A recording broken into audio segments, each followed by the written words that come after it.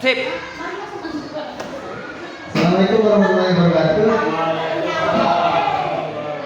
Oke, di sini saya akan menyampaikan tentang RTL atau rencana tindak lanjut yang akan saya laksanakan pada kegiatan setelah ujian. Oke.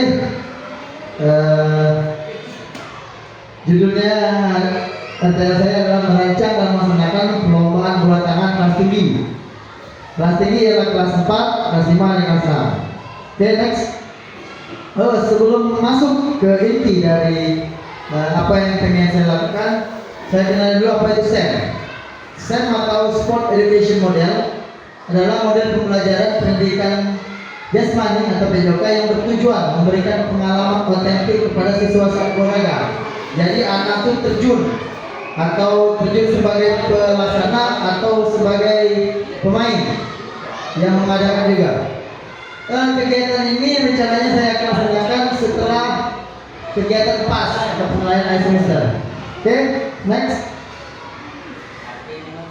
Oke, tujuan dari program ini adalah untuk menciptakan lingkungan belajar supaya peserta didik dapat memiliki kesempatan berkembang secara fisik, sosial maupun emosional. Jadi mereka bergerak, mereka bisa bersosialisasi bagaimana cara melaksanakan perlombaan, dan emosional, mengatur di mana orang yang protes dia tetap tenang tanpa emosi. Dan juga membentuk peserta didik akan aktif dalam proses pembelajaran dan berdampak pada kegiatan olahraga dalam kehidupan mereka. Jadi menanamkan keinginan berolahraga sepanjang hayat agar mereka itu tetap berjiwa untuk berolahraga. Oke dulu, balik lagi, jangan cepat-cepat.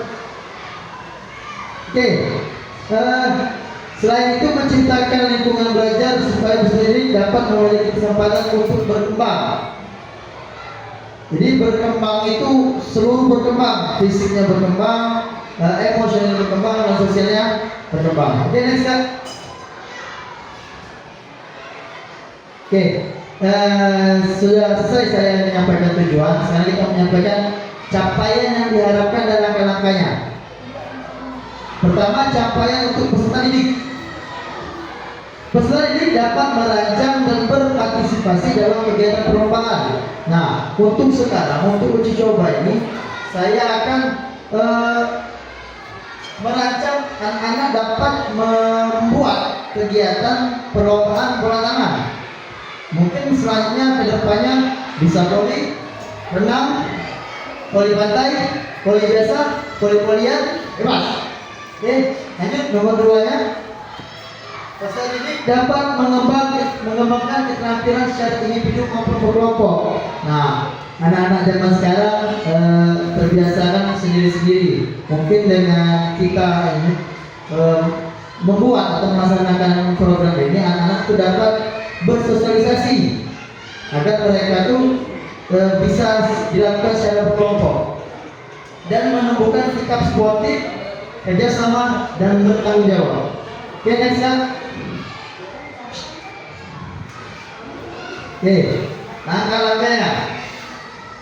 Oke, langkah-langkah untuk melaksanakan dan merancang program ini. Pertama, membahas tentang aturan pemain dan peran peserta didik.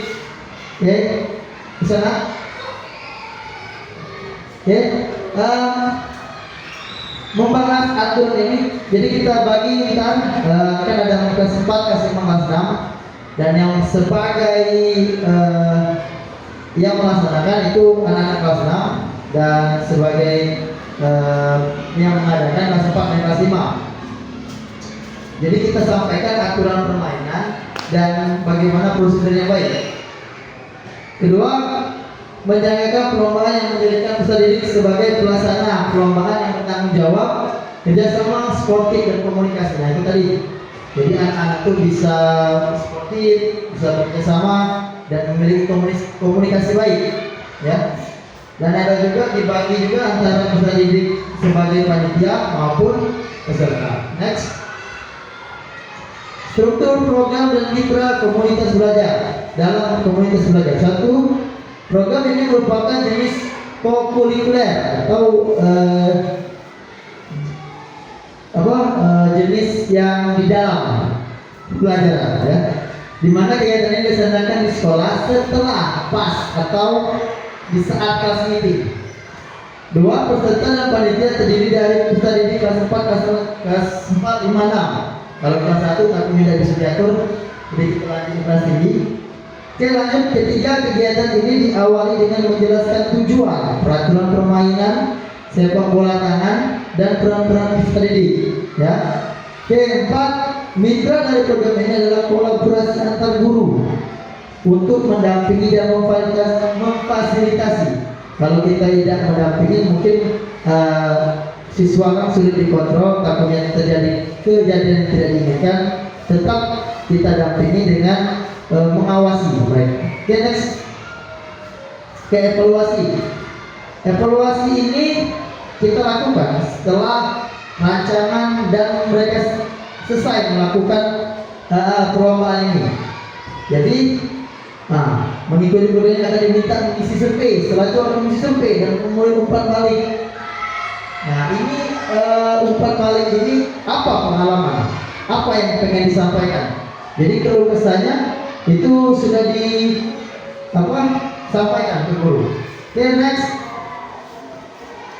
Tantangan dan hambatan. Satu, keterbatasan fasilitas. Setiap sekolah tidak selalu punya aktivitas yang lebih. Lanjut. Dua, kurangnya kualitas siswa.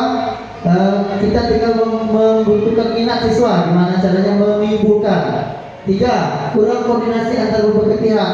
Nah, mungkin kita kurang komunikasi, jadi beberapa guru atau peserta didik itu belum saling memahami. Ya, oke, next. Mungkin itu saja yang bisa saya sampaikan. Tidak? Ada yang ingin bertanya? Jangan. Seperti yang sudah paham, ini sudah detail, sudah seminimalis mungkin saya pahami. Oke, mungkin itu saja. Saya Erik. Assalamualaikum warahmatullahi wabarakatuh.